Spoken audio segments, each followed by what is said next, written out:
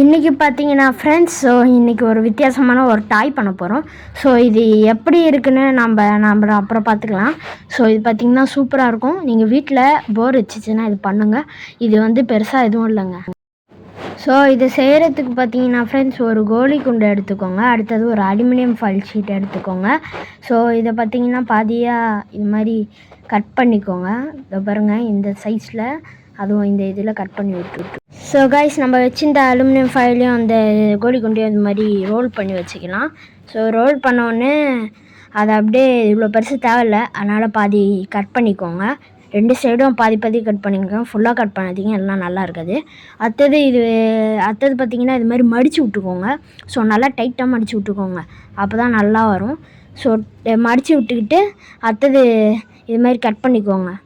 நான் இது மாதிரி இப்போ கொஞ்சோண்டு வெளியே வந்துருச்சு, அதனால தான் கட் பண்ணேன். ஸோ அடுத்தது பார்த்திங்கன்னா இது மாதிரி ஒரு டப்பா தேவை. இது மாதிரி உங்கள் வீட்டில் டப்பா இருந்துச்சுன்னா அதை வச்சுக்கோங்க. அடுத்தது அதை மூடிட்டு நல்லா ஒரு ஷேக் பண்ணோம்.